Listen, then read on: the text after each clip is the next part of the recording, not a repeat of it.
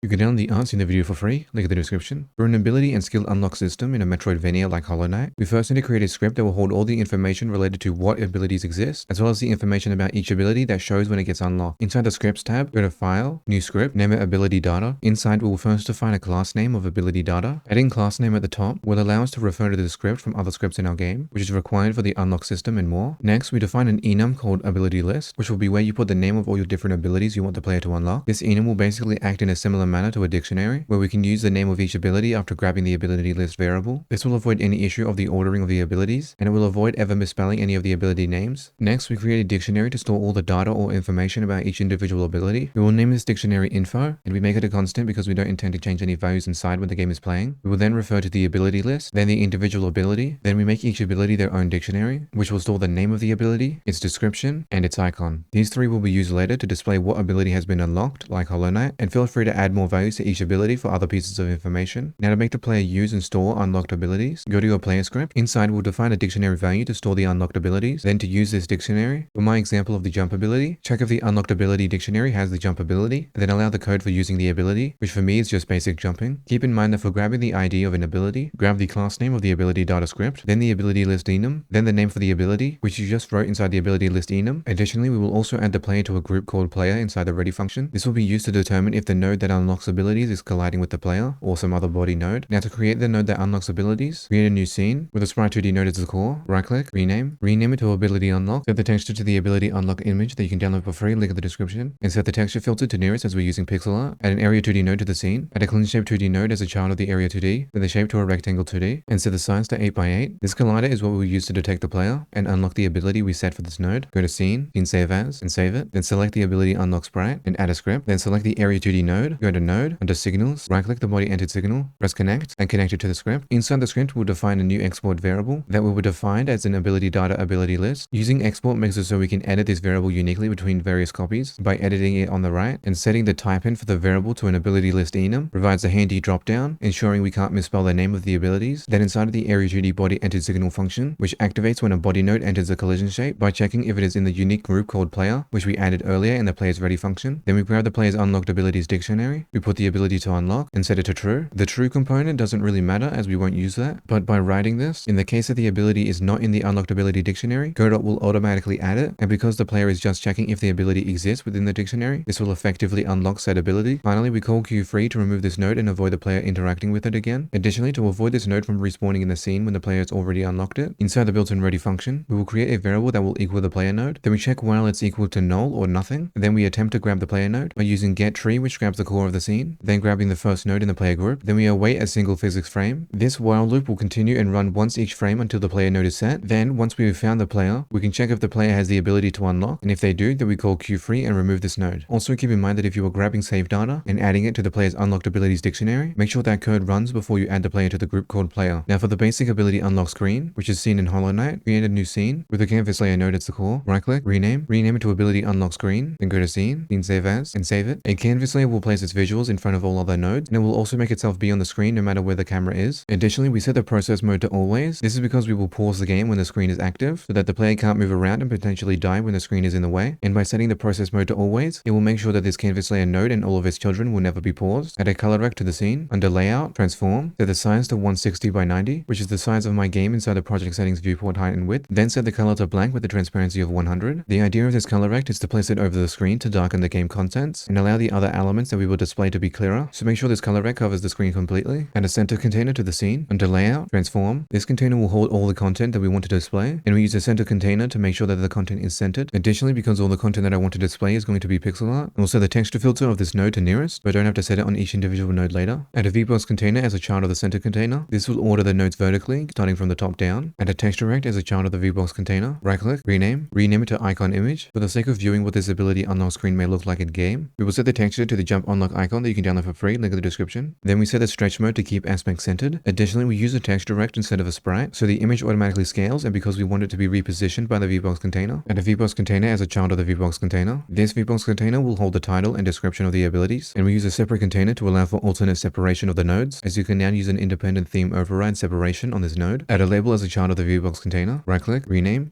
it to name label. Don't worry about the contents of the image name or description, as we will set that later in code. Then set the horizontal and vertical alignment to center. Then under theme overrides fonts, we will set it to the font that you can download for free, link in the description. Just make sure you read the license and rules for the font before using it in some of your projects. Then we will set the font size to be 8. Then under styles normal, we will create a new style with a style box flat. Set the draw center to be false. Set the border width to 1 on the bottom and set the border color to be fully white. And because of this font, we will expand the margin to the left by 1 so that the underline is even. This underline will make the title stand out more in comparison to the description, which will be below it. Then under layout, container sizing, we will set the horizontal to shrink center. This will make sure our underline doesn't stretch out to the size of the VBox container. Add another label as a child of the VBox container. Right click, rename it to description label. Also the text to default or description. Again, this will be set later in code. Set the horizontal alignment to center, but keep the vertical alignment to be top. Then set the order wrap to be word. We set order wrap to word so that we don't start new lines with hyphens or half of a word. And to ensure this label has enough space, and to make other elements of the screen look spaced out better. Under layout, we will set the custom minimum size to 130 by 30. Then we will set the font to the one that you can find in the description, and we will set the font size to 8. Finally, select the first VBox container and add a button as a child of the first VBox container. Right click, rename it to close button. This button will be used to close out of this ability unlock screen. I will set the text to close, as that is what I want to display on this button. Then under layout, container sizing, I will set the sizing to shrink center on the horizontal, so this button doesn't stretch out to the size of the VBox container. As for the visuals of the button, under theme overrides, I will set the font to the one in the description. I will set the font size to 8. Then for the font's colors, I will set it to white for the regular color and black for the focus pressed and hover. Then under styles, I will create a new style box flat for the normal. Set the draw center to false. Give it a border width of 1 on all sides. Then set the border color to white. And because of this font, we will need to expand the margin by 2 on the left and 1 on the top. As for the focus pressed and hover styles, select the drop down next to the normal style and select copy. Then next to press, select paste as unique and then press OK. Then select the style, set the draw center to true and make the background color white. Then select the styles drop down, press copy, then paste it normally for the hover and paste it for the focus as well. Keep in mind that this will link all these 3 style boxes so that if you make changes to one, it will make those changes to the others due to the style box not being pasted as unique. To change this, select the drop down and press make unique. Finally, select the ability unlock screen canvas layer and add a script. Then select the close button under node, signals, right click the press signal, press connect and connect it to the script. Inside the script, we will create 4 variables. We will have 3 onReady variables to grab the 3 nodes that we will use later in the script. We set these to an onReady so that the code later is cleaner and easier to read. And in the case that you change the name of these variables or move them around in the scene tree, you only need to edit one path, opposed to every mention later in the code. We will also create a variable to store the ability that we want to show, which will have the type int of the ability data's ability list. Then inside the built-in ready function, we will use getTree, which grabs the core of the game, and set pause to true. This will pause all of the game, except for this node and its children, as we set the process mode to always earlier when setting up the scene. Next, we will set the text and texture of the various nodes. This is done by grabbing the ability data script, its info constant, then the ability that we want to show, then the name of the respective property we want. Keep in mind that the property must be spelled correctly to what you wrote earlier inside the info constant. Then inside the button press signal function, we will grab the tree and set pause to false. Then we will queue free this node. Now to spawn in and set up the ability unlock screen whenever the player unlocks a new ability, go to the ability unlock script. Inside we will establish a constant, which will be equal to the preload of the ability unlock screen. A preload holds a string that refers to a scene in your game. Preload will load that scene and allow us to add it later in the game. And the difference between preload and load is that you can't change the string inside of a preload when the game is running, similar to the difference between a variable and a constant, with load being like a variable and preload being like a constant. Additionally, to get the file path of the ability unlock screen, find the scene in the bottom left file system, right click and select copy path. You can now use Ctrl or Command plus V to paste the path. Then inside the area 2D body entered signal function, we will create a variable called new unlock screen, which will be equal to the preload.instantiate. Instantiate simply creates a copy of the scene. Then we will set that copy's ability to show variable to the ability to unlock, which shows the correct ability that the player just unlocked. And then we grab the parent of this ability unlock node and we add the new unlock screen as a child. Now you have an ability unlock system with an ability unlock screen similar to the one seen in the game Hollow Knight that you can add to any of your 2D Metroidvania games. And don't forget, you can check out the project files, link in the description.